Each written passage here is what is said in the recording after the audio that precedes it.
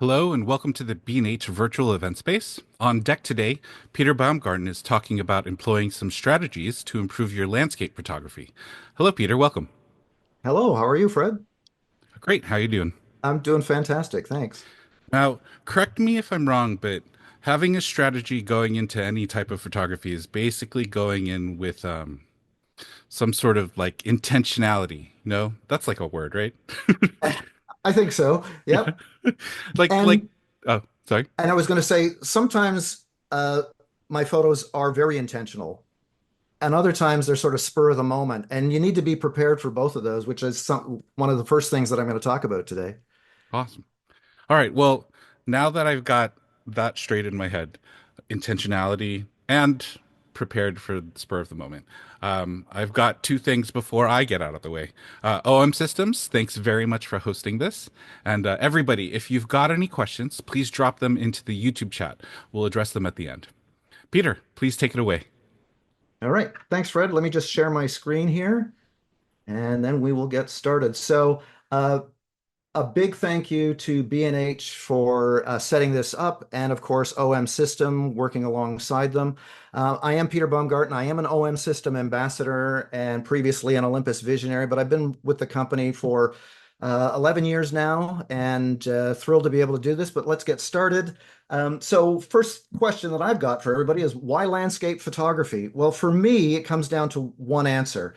It's all about exploring my surroundings. I'm almost always carrying my camera, and if I can capture a great image while I'm exploring, that's fantastic. Over the years, I have been able to explore this country, and I'm coming to you from Canada, at the north end of the US. And then, of course, I've had the opportunity to explore this continent. And I've also had the opportunity to explore a few other places on the planet. But most of the time, probably like many of you, I am exploring my own surroundings. And so I'll sort of take you on a very quick tour of where I live. I explore the lakes, the rivers, the forests, the fields, the shorelines, and the frozen landscapes that make up the area where I'm coming to you from. And so, because you're going to see this area a fair amount in my presentation, where the heck am I coming to you from? Well, I live on Manitoulin Island.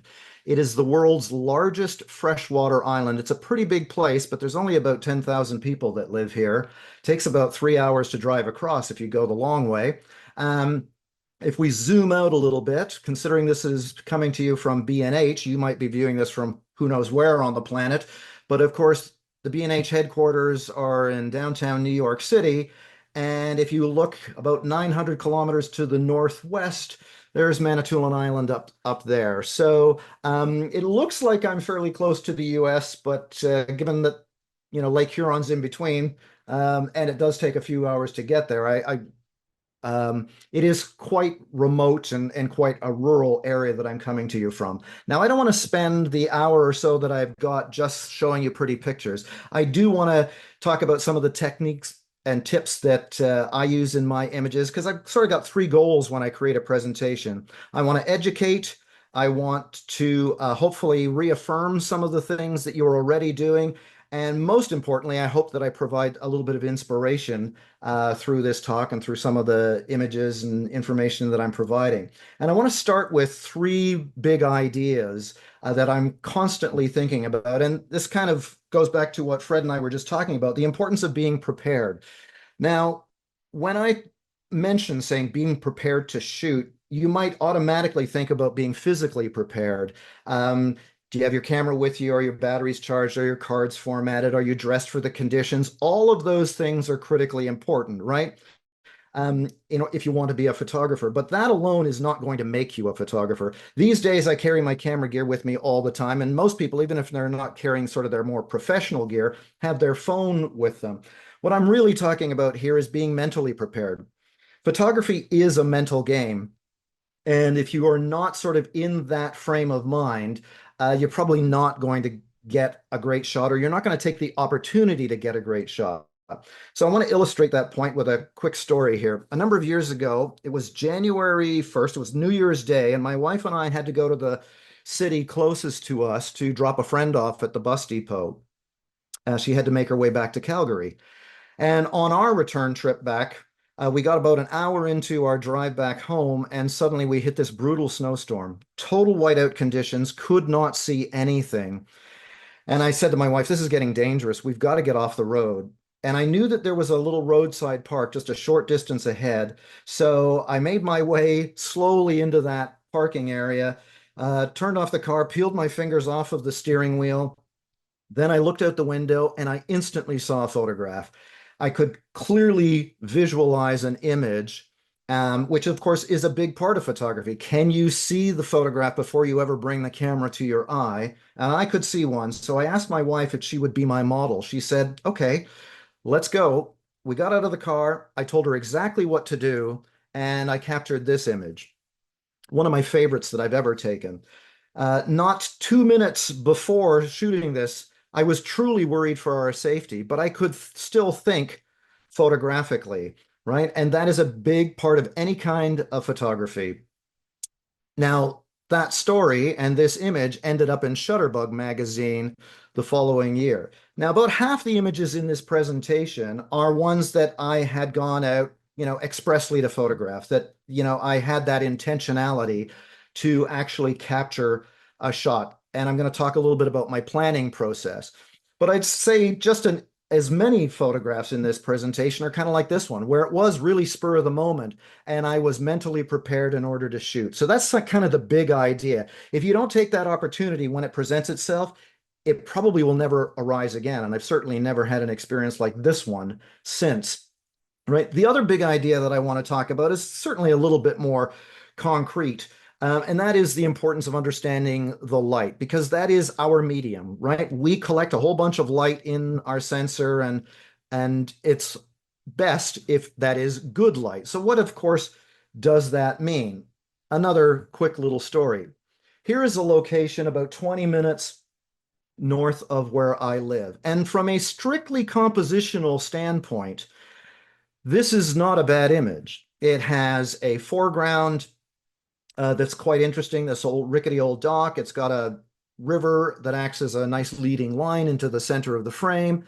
The tree on the opposite bank helps to balance the image. And of course, the horizon line is in the top third. So there's four elements at play here that should work for this photograph. But in all honesty, this photograph sucks. And the reason is the light is really poor. The rest of those things can't make up for poor light, right? I went out when it was convenient. It was kind of midday, was overcast, and, captured this image. Now compare this shot to this one. I'm standing in almost the identical location, so all of those other elements are still at play, but now I have the most important one, and that is good light. And this was not convenient.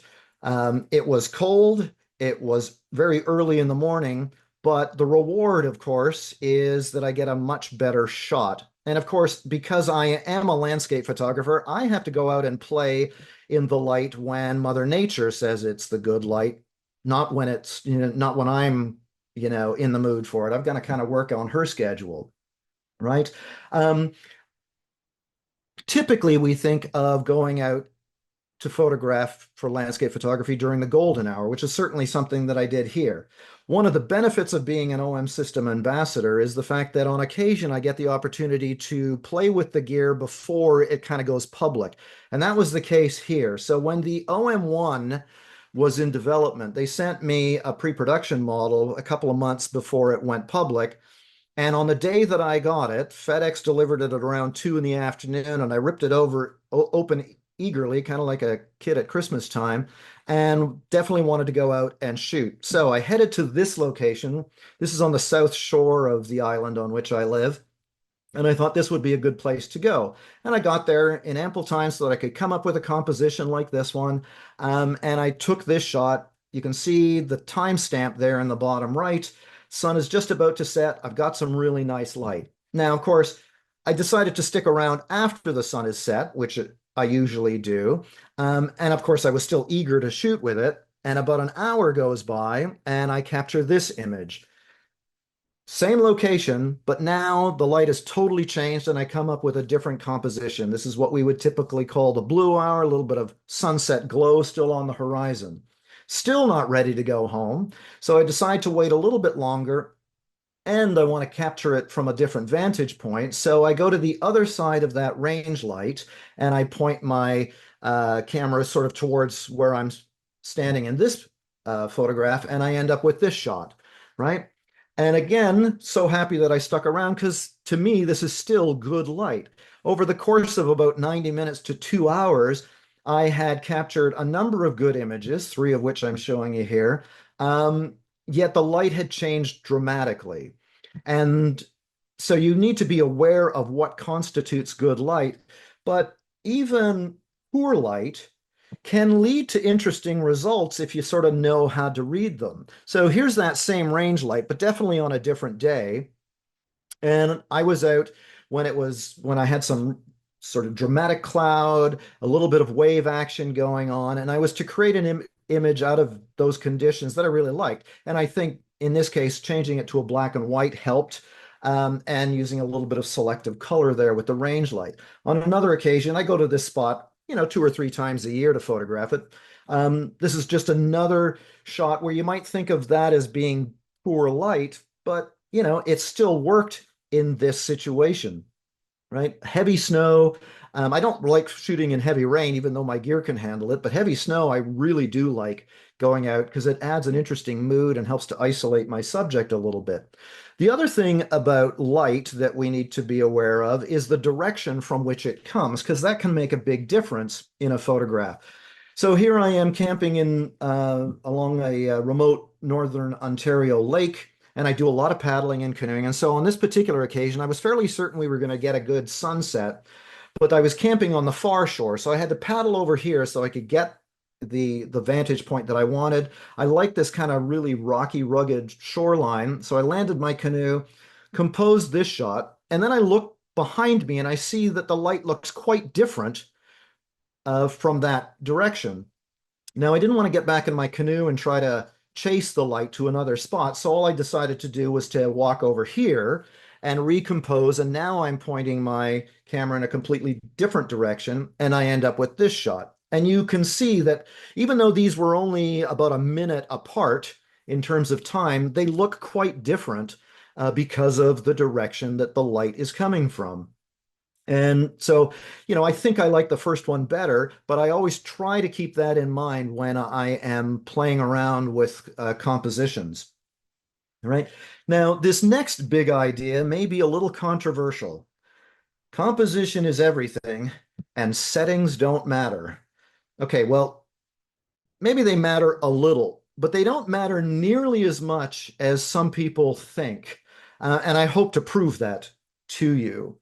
When I first started doing this kind of stuff where I was presenting to people, back then it was all in person, but I would show my slides just like this. The image would be there, and that would be all I would have on it, and then I'd have some point to make or some story to tell about the image. But invariably, several times through the presentation, someone in the audience would ask, well, what settings did you use? And quite honestly, I couldn't remember the exact settings, so most of the time I would just make them up. Well, after 2 or 3 presentations like that, I finally got tired of it and I buckled to the pressure and I started to include my settings, right? I've got the camera there, I've got the lens that I'm using, and the 3 points of the triangle. But honestly, I could have used these settings, these settings, these settings, these, or these, and it wouldn't have made much difference. Not in landscape photography. There is quite a range of settings that you can use and almost get the identical shot, right? Keep in mind, I understand why people might be interested in the settings, but nobody ever looks at a photograph and the first thing they say is, oh my gosh, what beautiful settings you've used, right? It's always some other emotive response. Either they really like the photograph or they're indifferent to it or they dislike it, but it's not the settings that is the first thing. It's always the composition that comes first. All right. Um, what might be more important is the thought process. And so I'll kind of lead you through a little bit of my thought process when I uh, come to a new scene that I want to photograph. And so the first question you might have is, well, what shooting mode am I using? Is it program, aperture priority, shutter priority, or manual? And 100% of the time for my landscape photography, it's aperture priority. For wildlife, I shoot with shutter or manual, and definitely for my astro that I do a lot of, it's full manual. But for landscape, 100% of the time I shoot aperture priority. I don't want to have to think as much about the other settings, even though they're still in my mind. When I look through my viewfinder, so this is kind of a typical screenshot of what my settings might be for an image, you can clearly see that I am in aperture priority. There's the A, and of course the f6.3 is highlighted. And f6.3 would be great. If I was pulling my camera out of my bag for this particular scene, and I put up to my eye and I saw f6.3, I'd probably be okay with that most of the time. Many of the images that you see in here will be maybe 5.6, 6.3, 7.1, maybe 8. There may be some other differences, but I'd say probably 95% of my shots would be just fine at 6.3 or 7.1. Now, just because that's kind of where my eye is going first, that doesn't mean I'm not paying attention to what the ISO is or what the shutter speed is. I'm constantly keeping those things in mind. And so I kind of ask myself a few questions. The first thing is, will that aperture give me the depth of field I want, right? Aperture is kind of the creative setting in most landscape shots. And if I see 6.3, chances are that's going to work for most images. So that's the first question I ask myself. Then I look at that shutter speed and, is that going to give me the result that I want based on what's popping up? Because of course the camera is making the shutter speed decision if I'm in aperture priority. And most of the time, I do want to freeze the action. I don't want the branches to be moving too quickly or, something else. Or let's say there's a person in the shot. I want them to be sharp and not showing any motion blur, right? There are times where I may adjust things, but that's, again, a 1/25th of a second would be just fine for most movement or to freeze most movement. And there are times where I will want to blur things, and that's coming up later. All right. And then, of course, the next thing is that ISO going to allow me to get A and B in these set of questions? And typically, I want to shoot with the lowest ISO possible because I'll get the cleanest image. And if I can't, if my other settings are not working, then I will up my ISO. But that's kind of the thought process behind, what I'm going through in my head, right? And then because I'm shooting mirrorless, what I see is what I get, whether it's through the viewfinder or the LCD. I can depend on that exposure. What I see is what I get. And if I find that it looks a little overexposed, I'll dial it down. If it's too underexposed, I'll dial it up. And so I'm just using the exposure compensation. And typically with my landscape shots, I do tend to underexpose a little bit. I'm not a huge proponent of exposed to the right. And so I might be shooting, a third of a stop, but more likely, at 0.7 EV, minus 0.7 EV, or -1 EV. That's typical of what I shoot. And then sort of the final question before I click the shutter that I ask myself is, where am I actually focusing? Where is that focus point aiming? And, if it's aiming at the horizon, well, then my foreground might be soft. If I'm aiming too close, if my shutter speed or focus point is too close, then, I might end up with a softer background, which I don't want. So typically I'm focusing about a third of the way into the frame. And so these 5 questions I probably answer in my head, in a split second. It doesn't take me long to look at those settings and say, yeah, I'm good to go, or make some very quick adjustments. Because I don't have these written on a card and go through them, right? They're all sort of in my brain, ready to go. But that's kind of the thinking there. All right. Now, as I mentioned, composition is absolutely critical, and the settings are secondary. And a big part of composition is keeping in mind those elements and principles of design that you took in probably in high school in your, let's say, grade 9 art class, because they're absolutely truly the most important thing in creating an interesting composition. Sometimes they come very natural, and sometimes I have to think about how I want to use those. So let's just go for a quick review because this could be a whole 3 or 4 day workshop on these things. The elements, in case you have forgotten, these are them, and they are the building blocks behind any work of art, not just photography, but painting and sculpture and that kind of thing. So these are the basic building blocks of any work of art, and the principles are how those are put together, right? And again, I'm not going to go through any of these really, except for one critical one, the one that I use in almost all of my images, or I certainly keep it in mind the most, and it's the first one on the list. Line. It is absolutely important, most important when I'm coming up with a composition. Sometimes line can be very obvious as to how the photographer has used it, as in this image, right? It's pretty clear that, I am using the road as my leading line that hopefully gets your eye flowing through the image. Right. And so, it was a strategic decision to put myself here, find this stretch of highway that kind of wound its way around and was able to get an interesting image out of it. A similar kind of thing, right? But, a totally different location, right? The eye is now following the highway right into the mesas here. Run, Forrest, run. Of course, any of you who've seen Forrest Gump would understand that reference, and there actually is a sign right there that says this is where Forrest Gump ended his run. But if you look at how this image is put together, I've used this technique many times. I have this large shape, in this case the road, that is pulling the viewer in. This next image, totally different, but kind of uses the same technique. So here I am in my kayak, and instead of a long roadway that's pulling the eye into the frame, now I've got my kayak pointing directly to the sun, and it's kind of the same uh, structure as the previous image, even if it's a completely different location, separated by thousands of miles, I might add, right? Another use of line is of course, vertical lines or partially oblique lines in this shot, right? And so now I'm using line in a different way than the other, right? This isn't necessarily leading line, but they give a completely different sense. And if you end up in a situation where you're in a forest with really large trees, you can really emphasize the power and strength of those vertical lines, as was the case here or in this shot in Florida, right? It was the very obvious strength in the trunks that I wanted to portray in this image. Now, that also applies in more rural landscapes, and that can lead to sort of interesting patterns that pull the eye into the frame as well. Because, of course, I also live in a bit of a rural area along with a wilderness location, right? Now, typically, what I'm looking for in a shot is something more like this, where I am still using line, but they're far more organic in nature. They're not necessarily straight or completely geometrical in shape.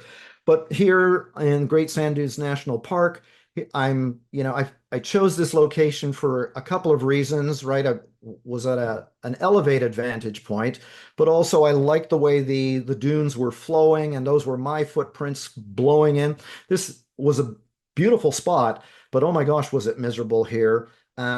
Because the wind was blowing like crazy, and this was in February, bitterly cold, but I'm glad that I went through the experience of doing it. But this is more typical of the kind of way that I would use line in a shot. Similar thing here. I've got a very distinct line, the boundary between open water and freeze up, because of course we're at that time of the year here where ice will soon be forming on the lakes and rivers and bays, right? But again, a very conscious decision as to how I place myself, and have line flowing through my image. Similar thing here. Purposely put my camera in a position where the cracks are lined up with the sun, 6 inches to the left or to the right, and that would have been ruined, right? The other thing that line can do is to help break your image up a little bit. So this long beach, this is the North Shore of Lake Superior. The shoreline kind of stretches through the frame and then connects with the horizon. And that helps to divide the image up into some basic shapes, which of course is another element. We've got the rectangular sky and a couple of almost triangles that make up the foreground. Right? So keep in mind the elements and principles of design in your composition, right? Now, a big part of photography, I actually have a whole presentation on learning how to see differently. Um, but one of the key things is learning how your gear sees differently because, like I was talking about in that situation in the snowstorm a while back, I could see an image in my head when, and had my wife sit on that bench. But a lot of the time, it's knowing how your gear sees the world differently because our eyes really only see in one way. I mean, it'd be great if we could change the focal length on our eyeballs, but we can't zoom in or, get a wider view. We're kind of stuck with that. But a camera doesn't have those limitations. So I want to go over a few ways that the camera can see differently that can really lead to perhaps more interesting shots. Let's start with the gear. Of course, I am an OM System ambassador, so I am shooting with their camera gear. And right now I am shooting with the OM1 Mark II, but you will see images throughout this slideshow photographed with almost all of their cameras that they've released over the last 10 years.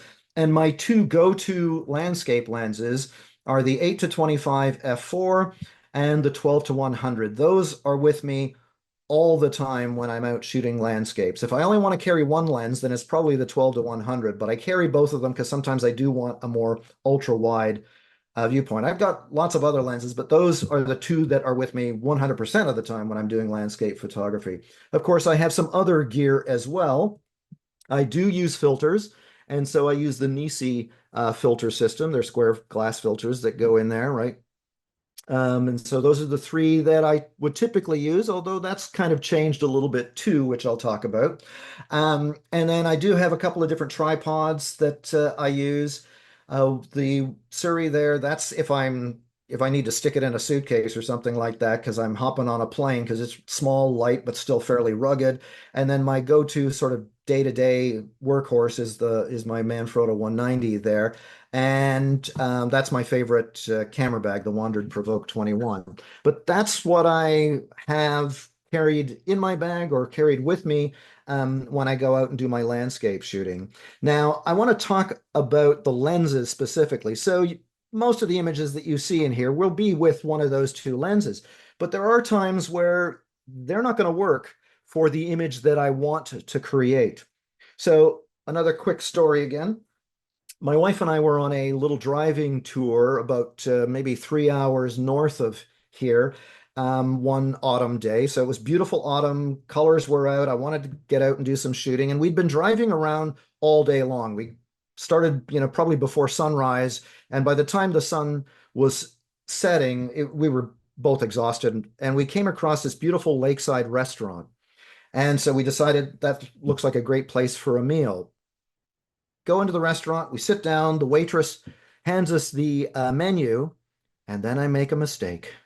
I look out the window and I could again clearly see an image in my head. So I said to my wife, I don't care what you order anything off the menu, but I'm out of here. And I ran outside, went back to the car, grabbed my camera beer, no, camera gear, and headed to the lake. And this was the shot that I got. I'm very happy that I decided, to leave the restaurant and take this image. Now, everything in that story is true except for one small detail. This is not the first shot that I took. This one was.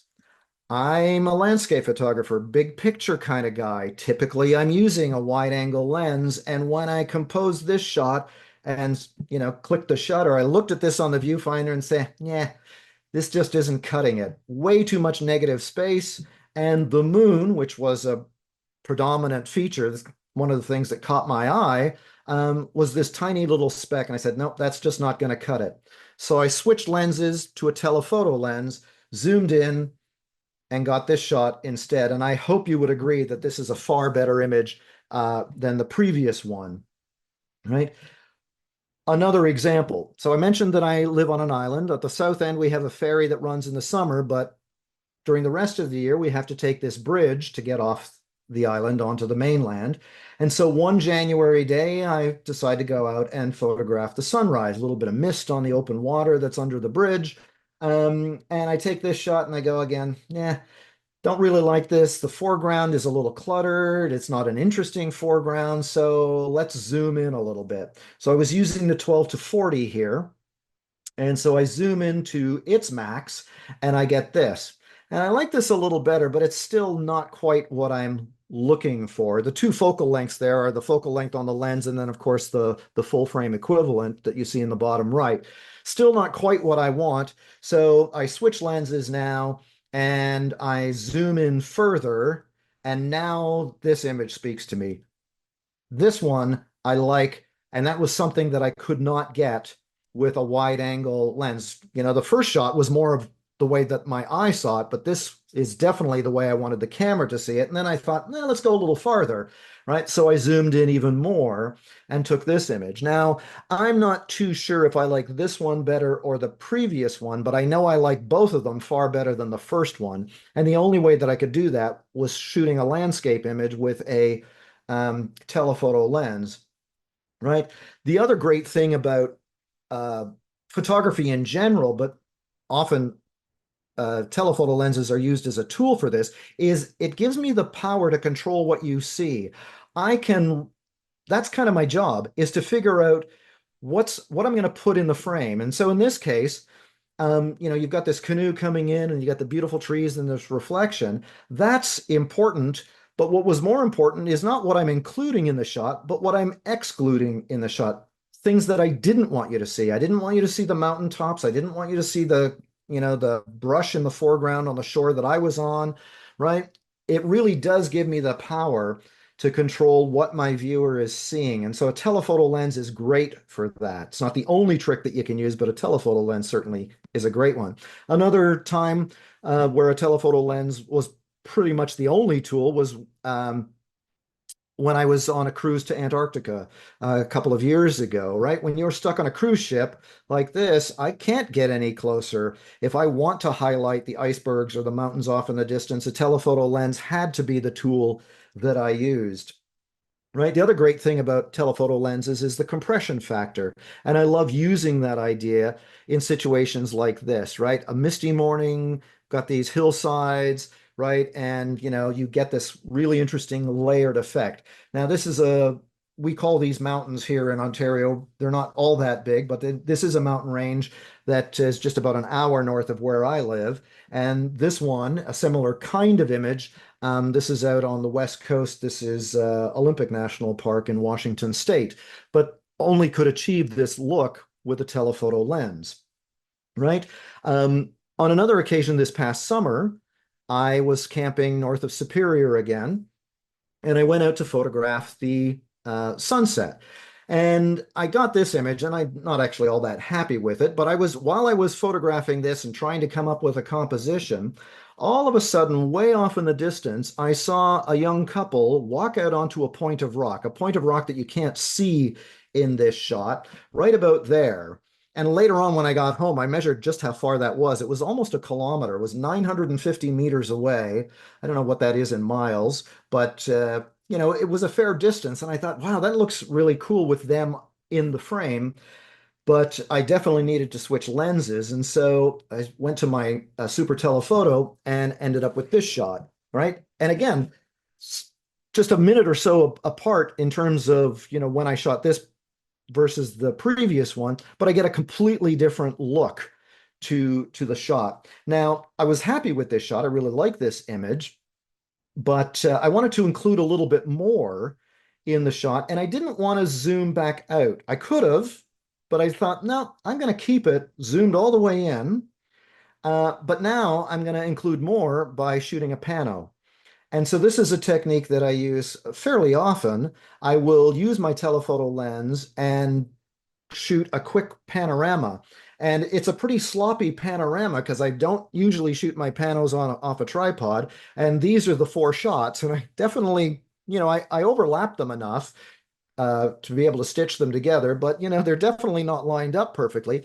But that doesn't matter these days because Lightroom and Photoshop are absolutely fantastic at stitching them together.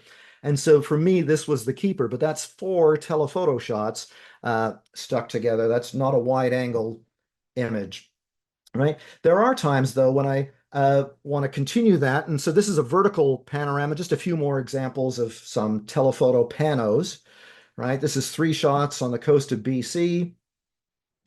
This is off a mountaintop with mist coming through the trees just north of here, right? And this is in California. But it's a technique that I like using if I want to include a little bit more detail, but not necessarily, zoom out a bit. All right. Now, sometimes I like to go to the other extreme in my landscape shooting. So instead of shooting a telephoto or super telephoto landscape shot, I'll go even beyond ultra wide angle. And what's more wide than ultra wide angle? A fisheye lens. So this is a fisheye shot, Banff National Park in Alberta, and I like the look of it. But this is not what you would typically think of as a fisheye image, because we think of fisheye lenses as being full of distortion, and this doesn't look all distorted, unlike this image. And I don't like this uh, image, but I wanted to show you this is kind of what we typically think of when we think of fisheye, right? The horizon's obviously distorted, and so I purposely chose that look to illustrate it, but also because I kind of like that pancake ice that was forming there. But I don't really like this the warped horizon look. But it's very easy to fix, not in post, while you're shooting in the camera, if you keep the horizon right in the center. So this is another fisheye shot. My fisheye lens on 180-degree field of view, but you don't really notice distortion in this shot. And rather than shooting a pano, because I was literally standing on this fence, I had to sort of balance myself up there. I didn't want to take multiple shots, so I used the fisheye lens to include both the fence and this old stone farmhouse there, right? Because I wanted that leading line, back to elements of design there. But a fisheye lens allowed me to do that. And so I will use that on occasion. Another great use for a fisheye lens is if you're in really tight spaces. So on the south shore of our island, if we have a particularly nasty winter, we get these amazing ice features that can form. So we'll get ice arches and ice caves and all sorts of things that form. They're really quite magnificent. But in this uh, on this occasion, I was in a cave that was so small, I couldn't even get on my knees. I'm lying on my belly here, but to make it look a little bigger, I used a fisheye lens so I get more of the cave in the shot. And so that's another time when I will use it. Here I am behind a frozen waterfall. And again, the space was tight enough that even with an ultra wide, like an 8 millimeter or a 7 to 14 millimeter, I really couldn't get a great image. So I switched to my 8 millimeter fisheye. And because the lines are really quite organic, there aren't any really perfectly straight lines here, it doesn't necessarily look like a fisheye shot. All right. You can even do fisheye panos. So this again is out on the in Alberta, and so this is a two-shot fisheye. So this is more than 180 degrees. Not something I typically do, but you can actually stitch them together. All right. Now, moving beyond the way the lenses help you see, what you attach to the lenses can help you see differently, or maybe you don't have to attach things at all anymore, which I'll get to. But here's a composition. That's my wife sitting on the deck reading her iPad because nobody reads books anymore. And I like this composition. It's simple enough. But what I didn't like in this situation was the water. I like water that's either really rough, so I've got some drama in the shot, or perfectly smooth, so I get some really nice reflections. And of course, this was neither.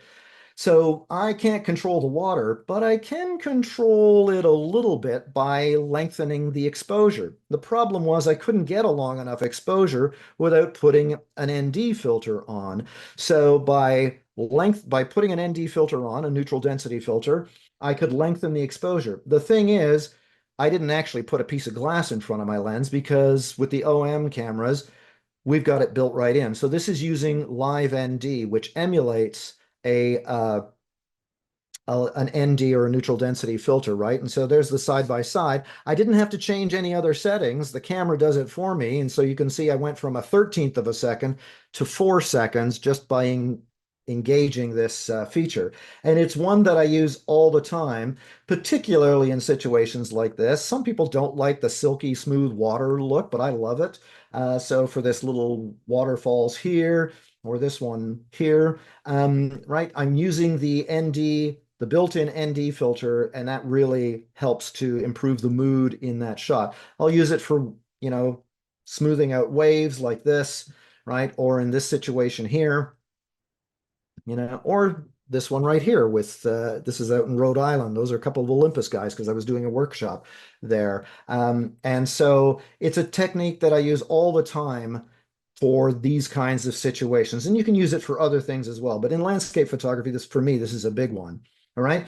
Now, another filter that a lot of landscape photographers add is a GND, a graduated neutral density filter. So this is a shot without one. So no filter on it. And you can clearly see that there's a bit of an imbalance in, the sky and the light and the foreground. The foreground's rather dark, and the sky is a little too bright.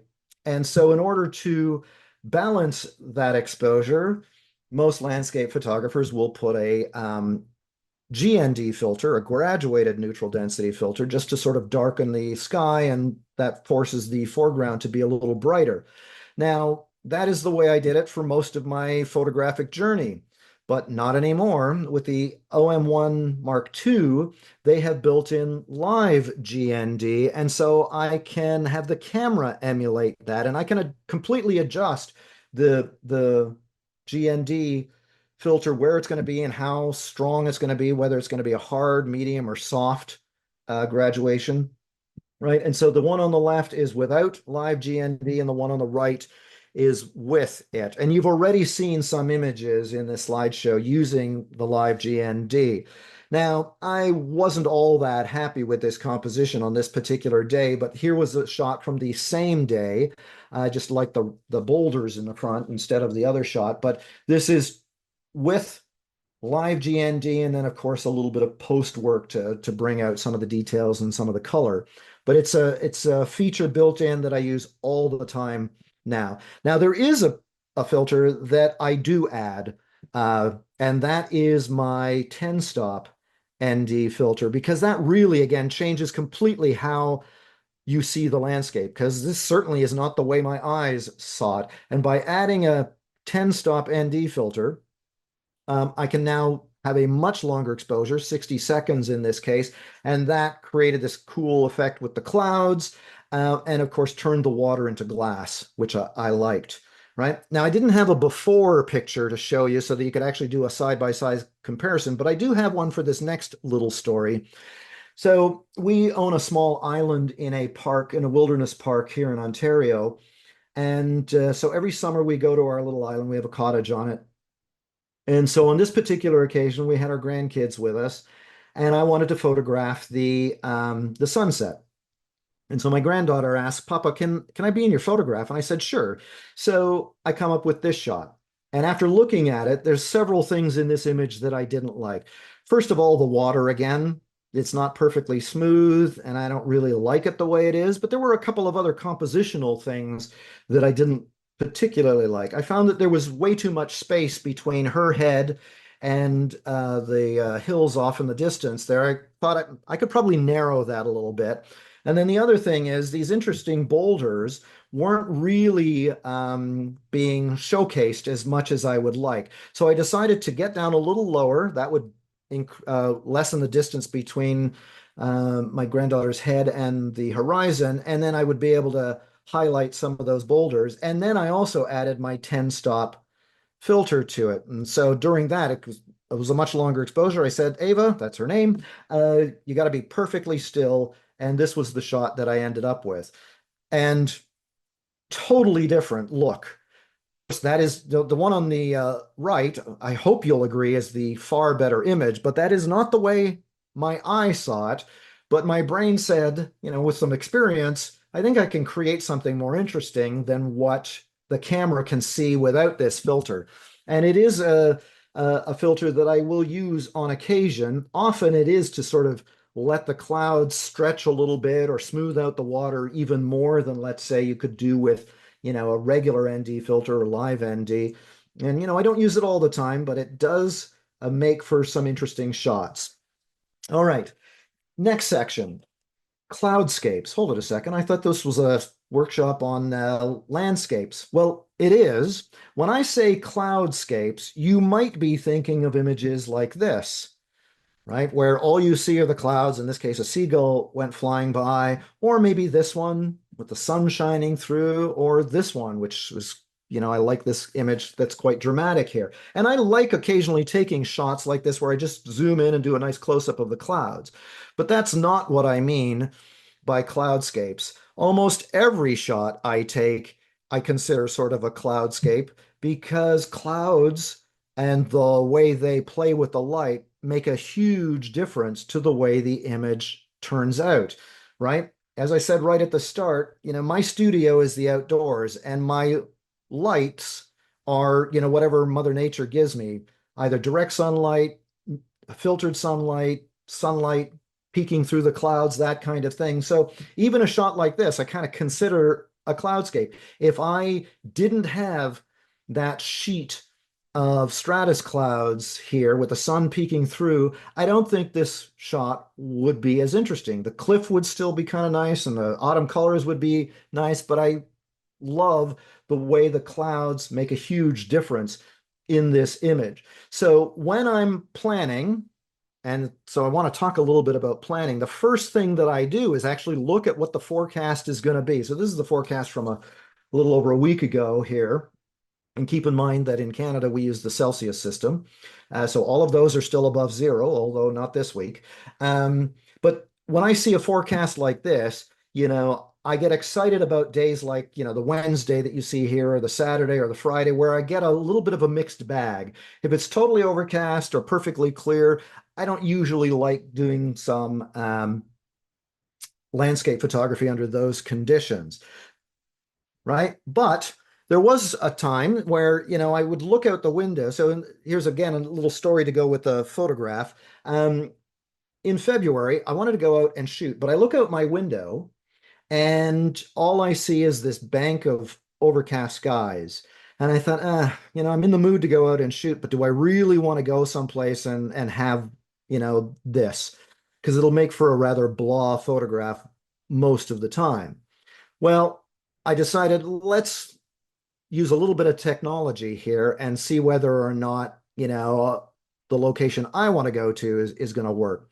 So I decided to go to a satellite image. This is from the Environment Canada website. This is, where we get our weather forecasting from.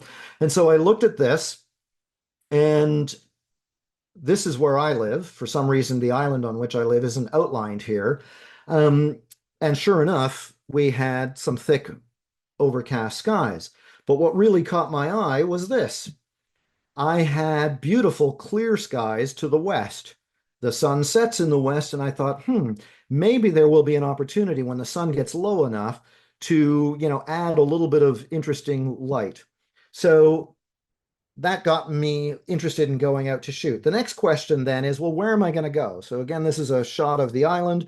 I live right there, and I have no problem driving an hour and a half, in the morning or in the afternoon to try to get a shot.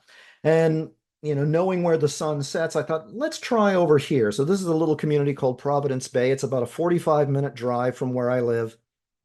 And I thought, okay, that looks like it might possibly work out as a shot. But before I make that commitment, I thought, well, where is the sun actually going to be? So I went to Photographer's Ephemeris, which is a website that's out there. This is the free version of it.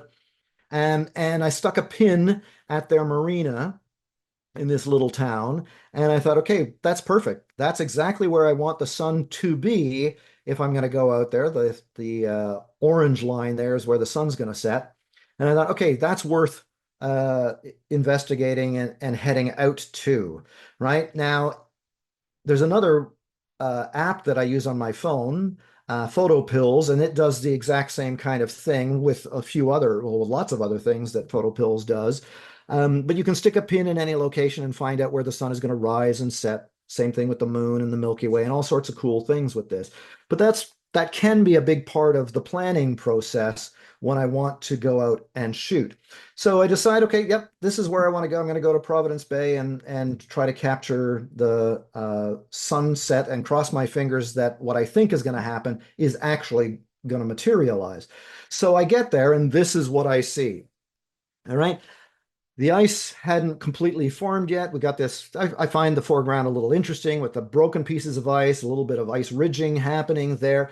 But what really caught my eye was that gold band that you see at the horizon. That was the clear skies to the west that I saw on the satellite image. And now it's a matter of waiting. I try to usually get to a location 45 minutes to an hour before, the magic happens, the golden hour. And in this case, I did have to wait. But then once the sun peaked below the clouds, what a show. It was absolutely amazing to witness. And it only lasted a few minutes. I don't even know that it lasted 5 minutes, but what a difference in the way the image looked. And so, had I just relied on my senses looking outside my office window here at home and saw overcast skies, I wouldn't have gone out to shoot this. But by using satellite images, right, suddenly now that opens up some opportunities. And I use it all the time. Now, I don't use the Environment Canada website anymore. I use this one. So, if you've not heard of Zoom Earth, I strongly recommend that you bookmark that site on your browser or download the app. It is fantastic. It gives almost up to the minute satellite imagery. I think there's about a 20 to 30-minute delay in the images that you see, but that's plenty, short enough for me to plan a shot for going out to shoot, right? So everything that I shoot, almost all of my landscape images are all really kind of cloudscapes. This wouldn't have looked nearly as impressive as this rural landscape if it wasn't for the really cool clouds. And so they become an integral part of what I'm trying to capture. Now, with some experience, you get to read the clouds fairly well. When I see clouds like this, even before the sun peeked through, I knew that I would only have a moment to shoot. And with low clouds, like the one before or this shot here, you can get some really intense color, but it won't last very long. It'll only be a minute or two, maybe 5 minutes, at the max. If you have higher clouds, like cirrus clouds, in the case here when I was out sailing, you know that you're in for a longer show of color after the sun sets. And so, the sun may have set 15, 20 minutes uh, before taking this shot, but I still get some really nice colors. They're not necessarily as intense. They're more like in the pastel hues, but they can last a much longer time or start earlier. This was a sunrise shot. And so being able to read the cloud level can make a difference. Another kind of cloud, in quotes, that I love shooting is mist. Um, Particularly in August and September and October here where we are, because we have thousands of small inland lakes. It's not unusual to wake up in the morning and find mist covering, some of the smaller lakes. And I will often head out in my canoe or kayak or just head to the shore and try to photograph some of these misty scenes because it really does help to create an interesting mood, sometimes can completely isolate your subject. Um, and so every year I really love photographing those kinds of scenes where I end up with these really cool misty morning shots. Just a few here, right? Now, no clouds doesn't mean no photography. I'm not too sure that I would have liked this shot as much if there were clouds in the sky. I think it actually simplifies the image and gives me some really nice contrast between the intense blue and the bright white of the fresh snow. Similar kind of thing here. And then it's a matter of trying to figure out, well, how can I make if I don't have interesting clouds, how can I make the shot more interesting? And so in this case, using a little pool on the rock to, include a reflection.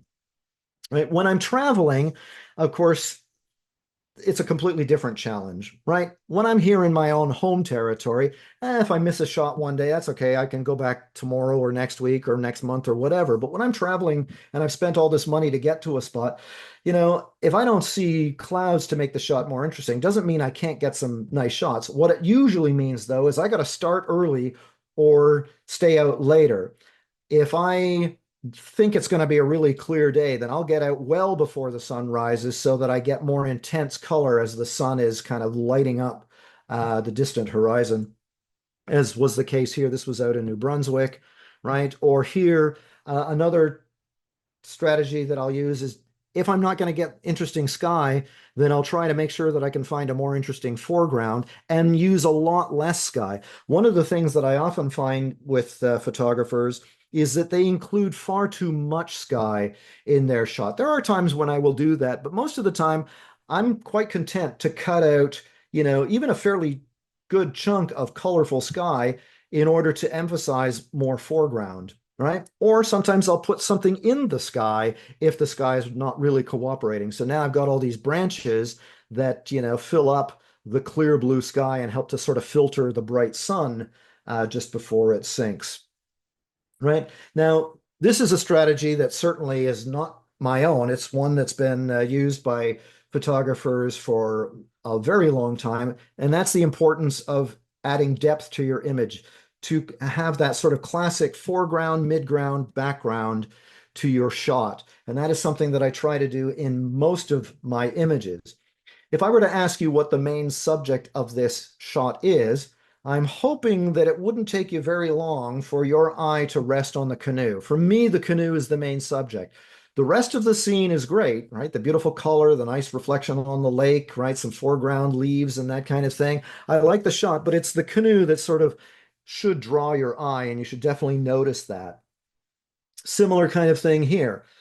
What's the main subject? It's the red building, right? Notice that in both of these shots, the main subject, where I want your eye to go, it's not the biggest thing in the frame, and it's not the closest thing in the frame. I'm not a huge proponent of the fill the frame belief, right? There are times where I will do that, but in most of my shots, my subject is actually much smaller because I want you to have other things to look at. I want that foreground, midground, background, and I want your eye to sort of flow through the image. Now, the other shots were in a vertical orientation, but you can achieve sort of the same effect in a traditional sort of landscape or horizontal orientation. And again, foreground, that's quite interesting and distinct from the midground, which of course is distinct from the sky in the background. Right? So just a few more shots that kind of illustrate that idea. And it must work. This image ended up winning a national photo contest here in Canada a couple of years ago. And again, got some foreground, midground, but I've strategically placed myself so that your eye kind of flows through the shot. Now, these days, I'm adding even more depth to my images using focus bracketing. Now, focus bracketing has been around for a long time, and you can do it manually. But with the OM system camera, you can do it with one click of a button, one press of the shutter, and I can take a whole series of images that focus deeper and deeper into the frame. And then I can have the camera stack them, or I can take the raw images from that stack and I can stack them in post, which is usually what I do. So this was the very first time that I ever used um, the built-in focus stacking. And if you look at those lily pads in the foreground, they're very sharp, but so is Venus or the star in the sky. I'm not too sure which it is. And it's sharp as well. And you just can't get that in a single shot, no matter what your shutter speed, or it's not shutter speed, your aperture is. You just can't do that. You need to focus bracket or focus stack your shot. And what you can't tell in this image is how close was I to that lily pad. My front lens element was probably 6 inches or so from that, yet it's sharp and so is everything else, right? And it's a technique that I use all the time to help highlight something in the foreground, yet keep everything nice and sharp, right? In this case, I've got, the foreground kind of on the dominating the left-hand part of the shot, but I couldn't have achieved this image without focus bracketing. And this image won the Epic Landscape contest in Canada 2 years ago, I think, right? So, and it paid off knowing and using that technique. So how does it work? Because a lot of people seem to be interested in this. So I'll sort of just lead you through it briefly, although on the Olympus website there are tutorials on this. But this might be a sort of a typical way that I would do this. Now, I've done many of these handheld, but in this case, I've got it on a tripod so I could kind of record it. But I'm getting close to this subject. I wanted to use this ice push feature to frame the sunrise. And so there's the viewfinder open. You can kind of see some of the settings that I'm using. First thing is my camera is only a few inches away from that piece of ice. And I have the bracketing on. And when I initiate bracketing, it puts this bounding box around my subject because as you focus deeper and deeper and deeper into the shot, your field of view changes a little bit. And so that bounding box is telling you that everything that you truly want in this photo should probably be within that bounding box, because if it's not, it will likely be cut off. Now, if you're using the built-in stacking, then it definitely will be cut off. But even if you do it in post with the raw images, then chances are some of those shots outside that area will be out of focus. All right, but there we go. I've got it set. I'm ready to shoot. I press the shutter release, and then it will take a series of images. And if you watch closely, you will see the depth of field changing here. Typically, I would probably shoot between 6 and 8 shots for a landscape image. You know, if I'm shooting macro, I might shoot more than that. But for landscape, I can usually get away with 6 or 8 images. And then I will use the JPEG that's created in the stack to just double check. That's my test shot. And if I find that parts of it aren't in focus, I might up it to 10 frames or something like that. But then I can take that, stack them in post, right? And then do a little bit of post processing if I need to after that. But that's kind of the basics of focus stacking. And I use this all the time because I can really get close to some foreground features that otherwise I probably wouldn't do if, I was limited to one shot and I wanted everything in focus. All right. So just a few other images that I captured using the built-in focus stacking. Right. Of course, you can go the opposite way. Instead of having everything sharp in your shot, maybe you want to have only one thing in focus because that can really help isolate your subject. In June, I was photographing this field of daisies. We get farmers' fields here full of thousands of these things. And when I captured this image, it was a nice scene, but I didn't know where my eye was supposed to go, and I don't like that in a shot. So I thought, a little bit too much chaos here. Let's see if I can highlight just one thing. And so I got in close to a daisy, opened up the aperture quite wide, and now, your eye sees that one daisy and everything else is blurry. They're there, but now it's really just about that one daisy. And if you look really close at that daisy, I think you'll see it's got a smile. All right, I didn't notice that right away. Okay, so again, just another example, these cattails sticking out of the snow, frosted river going off in the distance, but using a shallow depth of field in order to do that. You all know that's an old farmhouse. I'm highlighting the roses with the early morning dew on them here. Similar kind of thing here with these apple blossoms, right? So usually what I'm doing in shots like this is finding something, close, sharp, focusing on that, and then the background fades away by using a larger aperture, right? But it can be a little tricky when you're doing that because the closer you get, you need to use a smaller aperture in order to make it the whole thing in focus. So I was fairly close to this cleat. But if I'd used a really wide aperture like f2.8 or f3.5, most of that cleat would have been out of focus. So I'm actually using f8. But because I'm so close to it, the background is quite soft. So that might take a little bit of playing with and understanding how aperture works.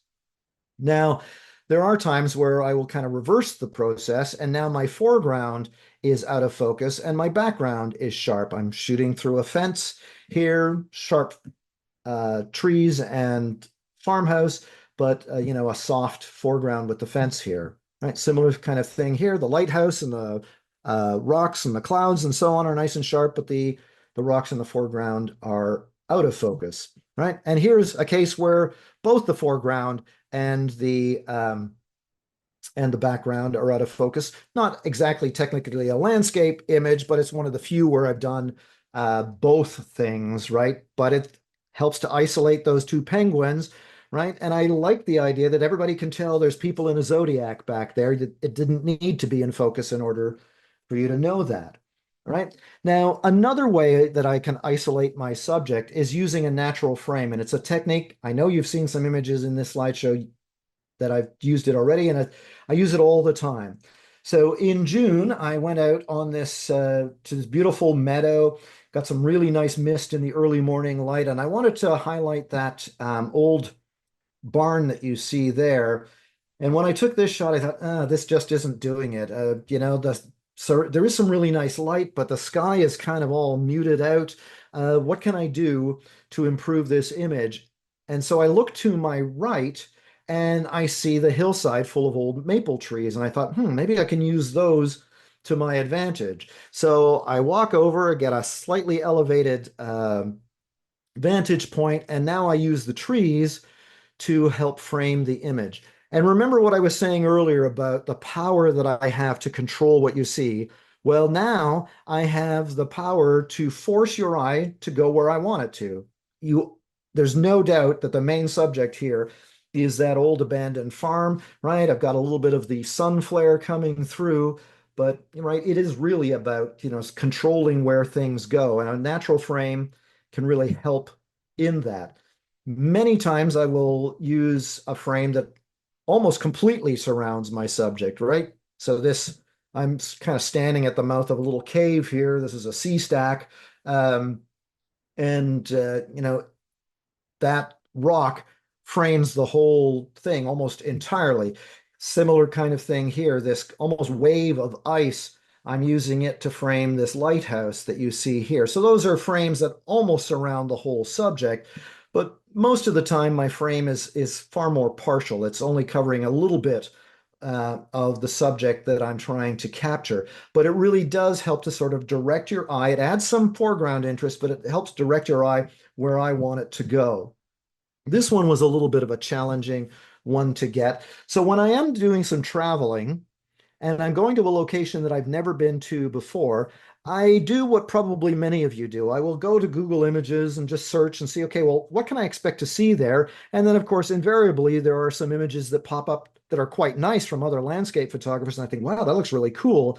But what I don't want to do is just shoot their shot. I want to try to come up with something different. And this was a case where I'd never seen a photograph of the Nubble Lighthouse in Maine like this. And when I got there, I didn't know that I was going to do this, but an idea popped into my head where maybe I can use the waves to help frame uh, the lighthouse. And so, of course, it took several attempts to get a wave that cooperated, but I really like the end result by using the waves as a natural frame.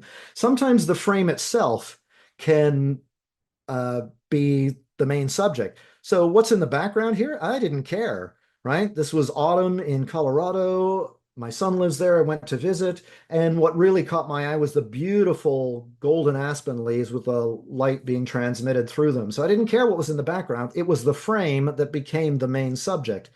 Similar thing here. Another ice feature on the South Shore where I am, and the frame itself is the subject. I didn't really care about how interesting the background looked, right?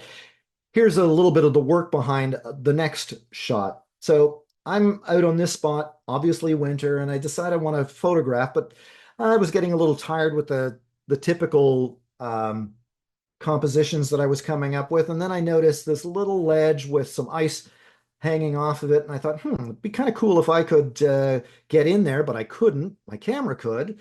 So I set it up on this little mini tripod and I reached in and I initiated the time lapse feature. And so now the camera's engaged in time lapse. And then I went out and just did my own thing with another camera, and this was another shot. Of course, what makes this interesting is the frame. It's not so much what's in the background. And often when I see a sunset like this, if you actually pay close attention to this sunset, it wouldn't have actually been a nice sunset. The clouds along the horizon are quite thick, and I knew that if I waited too long, the sun would go behind those thick clouds and I wouldn't get some of the nice color that I was aiming for. So this by using this technique, I kind of saved the shot because I knew that in the end it probably wouldn't be a great sunset. Right? Another example of that kind of thing. I'm walking along this rocky ledge, and I notice as I'm about to step over this crevice that the sun is you know, right in there. And I thought, wow, it would be kind of cool if I could get in there. Now, I'm a pretty thin guy, but there's no way I was climbing in that crack. But my camera could get in there.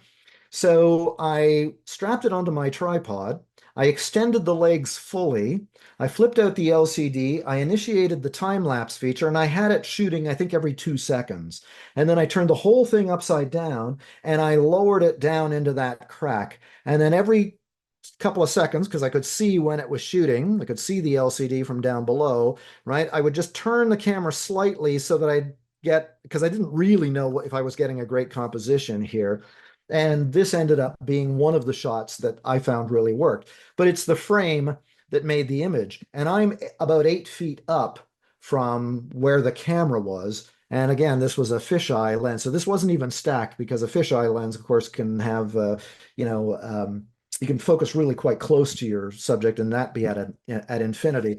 Here's just another example of a similar kind of thing.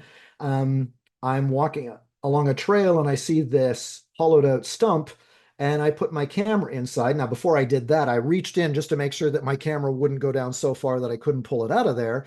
But right, I wanted to know what it looked like in there, and I thought this might be an interesting way of creating an image. All right. We are, of course, as photographers, storytellers. We do visual storytelling. And sometimes to tell a better story, it's important to shoot people. No, sorry, not shoot people, include people in your photographs. Now, there's kind of two trains of thought here. Some people are absolutely adamant. No, I never want a person in my image because it kind of ruins the landscape. And I get that. And there's even landscape photography contests that would disallow that image if it had people or any kind of human representation in there, a building or something like that.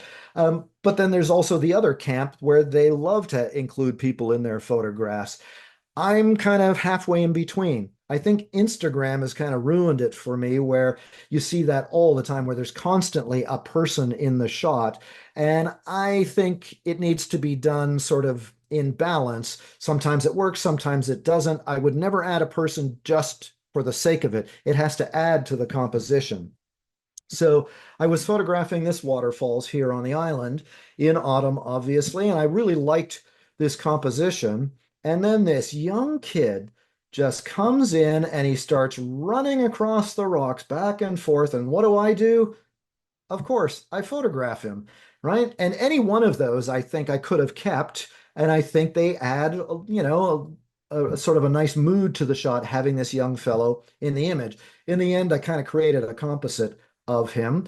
But, now I have both shots, one without a person in it and a whole bunch with this little young fellow enjoying his day out at this waterfalls, right?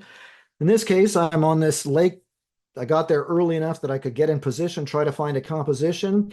Turns out that it wasn't going to be a great sunset with no clouds. But then this family shows up, and they saved the photo. This is a far better image than I would have captured, and I love the joyfulness in this young girl, bouncing through the waves here. But they actually truly added to the image, not detracted from it, right? This is my wife. These are again some of those ice features that I was talking about.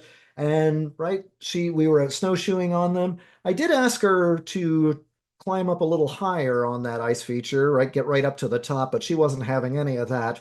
Probably a good idea. It doesn't look all that thick. But again, I thought that would add to it, right? And one of the other reasons to add people is to provide a sense of scale. If that woman, and I don't know who she was, if that woman wasn't there snapping a photo of it, I don't know that you'd be able to tell just how large some of those ice cliffs are. I'm standing upright in this big ice cave, and she's this tiny little figure. Those cliffs have to be 30, 40 feet tall, all brought in from Lake Huron. That all of that ice is just piled in from the Great Lakes during the winter. All right. Here in the San Juan Mountains, I sent my son and a couple of friends out down below as we were hiking where I'm standing. I saw this clearing and I thought I'd like to photograph this because we had quite a bit of snow. We'd spent the night there. And I thought without people, it really doesn't look as interesting as it did in real life. So I sent them through there, told them exactly where to go, and then I snapped a few shots as they emerge from the trees there on the left, right? So including people can really provide a sense of scale, right? It might even take you a moment to notice these tiny little people on these massive dunes, right? Or here, the delicate arch in Arches National Park. The people really help to show you just how big that is, right? When there's no one else to photograph, I photograph myself. And this is about as selfie as it gets for me. I'm not huge on selfies, but there are times where I will do a creative selfie like I've done in these shots. And so in order to do something like this, I will initiate the time lapse feature. I'll set up the camera, make the composition, and then I'll go out and play in the shot, right? And so I paddled around for several minutes, got a whole bunch of images. This is the one that I've decided to keep and show you, right? This, I think, is the only selfie that I've ever taken. And it goes back to when Olympus had uh, produced the OM1 or OM system, and I've been out shooting pretty much all night and ended up getting quite frosted up. It was about minus 25. I think at about that temperature, Celsius and Fahrenheit don't really matter much. But this is what I was shooting that night was a little bit of a snowscape all lit up by the moon. Um, but anyway, including people can really help tell a story. All right, as I begin to wrap up here, I want to leave you with probably for me the most important thing, and that is the importance of keeping your compositions simple.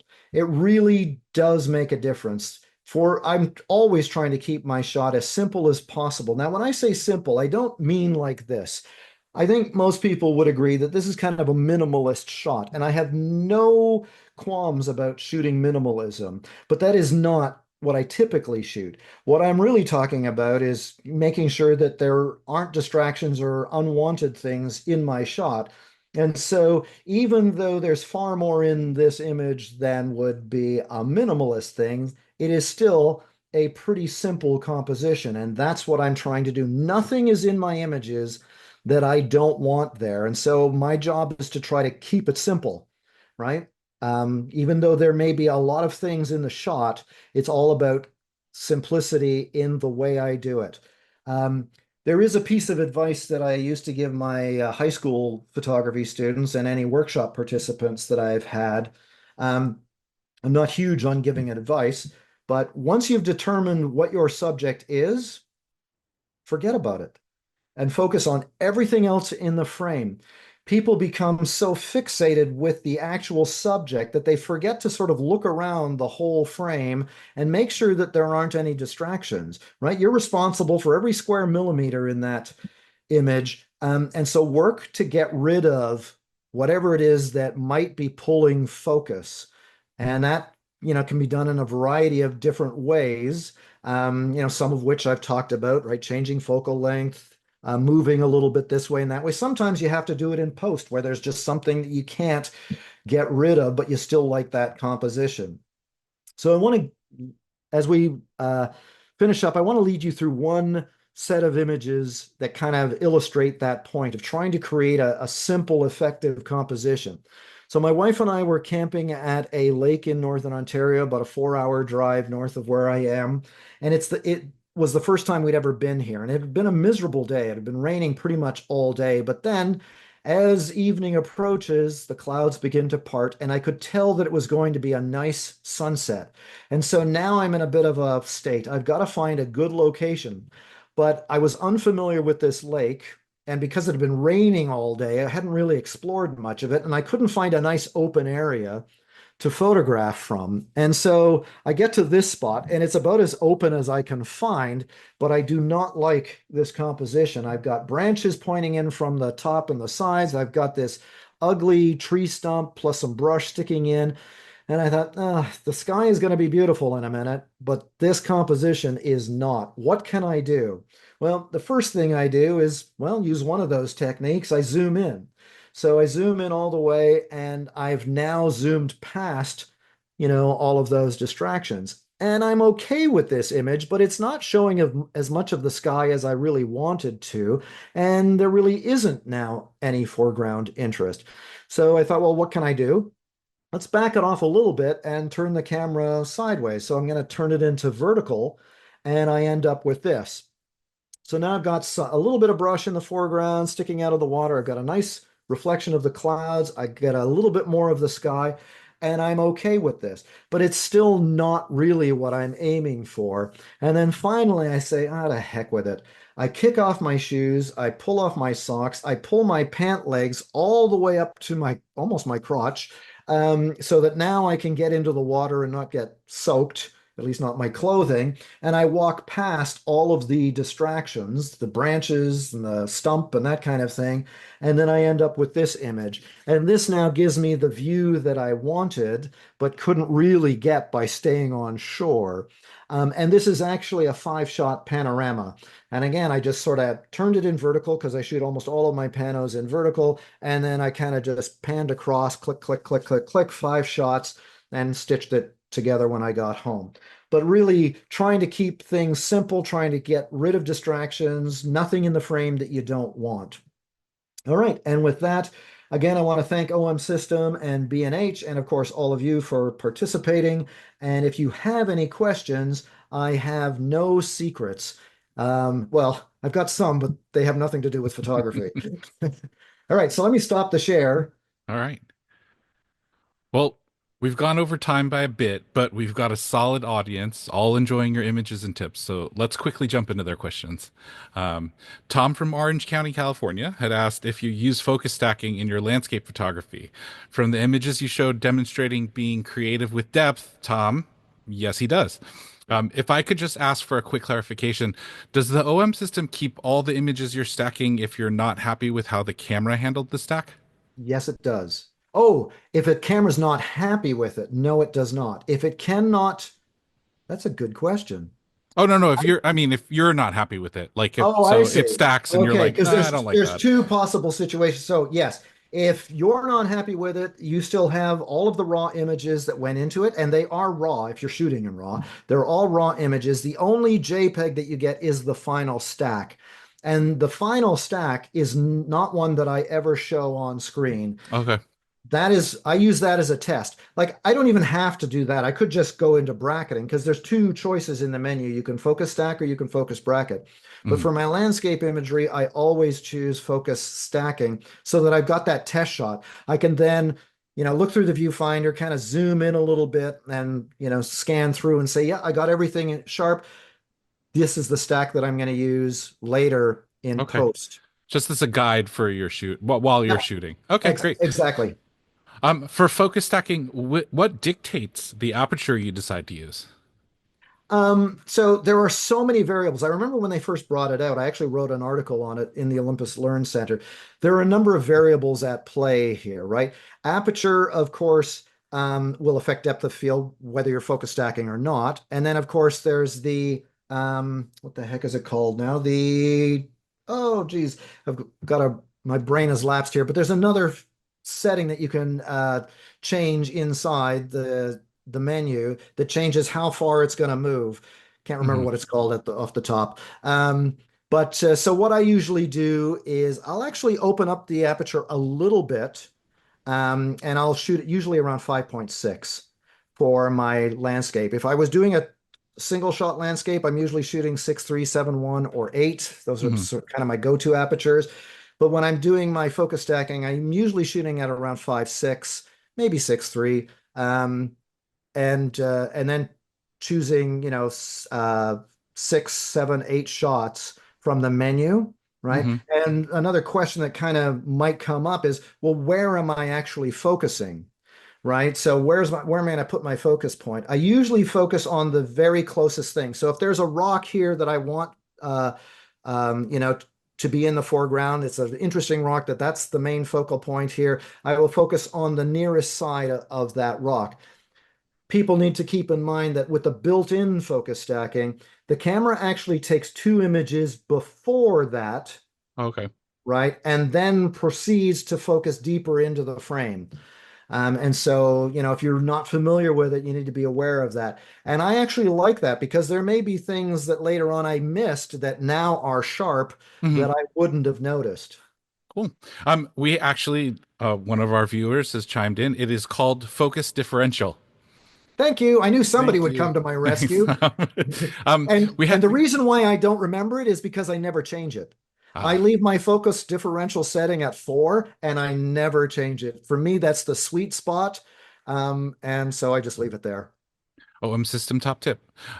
We had a question about the live ND feature built into the camera, and you showed us some examples. So Juice 10, yes, he does use the live ND feature, but that made me wonder, what are the cases when you skip the live ND feature and use the physical ND glass? Only and truly only if I want to go a 10 stop. The wall the way. Okay. Yeah, if I only want to go 10 stop, that's the only time. Otherwise, the live ND works so well. Hmm. Um, I would not I don't use my ND filter Unnecessary. Okay, anymore. cool. Yeah. Um, Nigel had the same question as me. Have you ever tried physical ND over live ND? Almost like focus, like not for filter stacking for extreme measures. Yes. So do I ever use 10 stop and live ND together? Yeah. Yes, I have. Hmm. And it worked great. And Awesome. what I really like about it, and so I encourage people to try it. What I really love about it is that with the longer exposures, normally with a long exposure, you've got the noise reduction that doubles the length of time, right? So, if you've got a 60-second exposure, suddenly you got to wait 60 seconds, right, for noise reduction. With live ND, you don't have to wait. There is no waiting for noise reduction because Hmm. it's taking a whole set of images and stacking those. That's how it actually works. It's not just taking one shot, it's taking a whole bunch of them. I don't know Hmm. how many, and stacking those. So, yes, I do. I have many times done the glass ND filter plus the live ND at the same time. Cool. Awesome. Yeah, I was thinking when that came up, I was just thinking that you just have a pinhole camera almost at that point. Well, that also allows you to shoot in really bright conditions. Yeah. Let's see. When you were shooting the bridge at sunset, different focal lengths and working the scene, did you know you had it at the time of shooting, or were you culling through your images and then found the one that stuck out?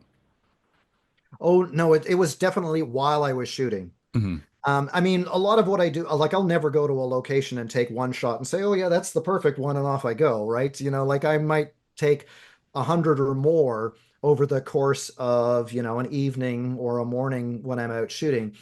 Specifically with that sunrise shot that I think the viewer's referring to, that was definitely looking at that wide angle image and saying, now it's just not cutting it. The foreground isn't interesting enough. There's some other power lines that are distracting. I need to zoom in. So first of all, I did the lazy thing. I zoomed in as far as that lens would go, and that improved it. But then I realized quickly, now I need to get in closer, Hmm. right? Some of that, of course, is just experience. I know what my lenses can do. I know how much pull they've got. But that was definitely a conscious choice, not just an experiment that ended up working. Hmm. Let's rapid fire these last couple of questions. Do you do a lot of specialized post techniques like luminosity and color masks, etc.? Typically, no. Typically, no. Okay. No. What post processing software do you use for focus stacking? Photoshop. Peter, thank you so much for joining us and sharing your insight with us. You're very Uh, welcome. It's been my pleasure. Thanks. Again, OM Systems, thank you for hosting.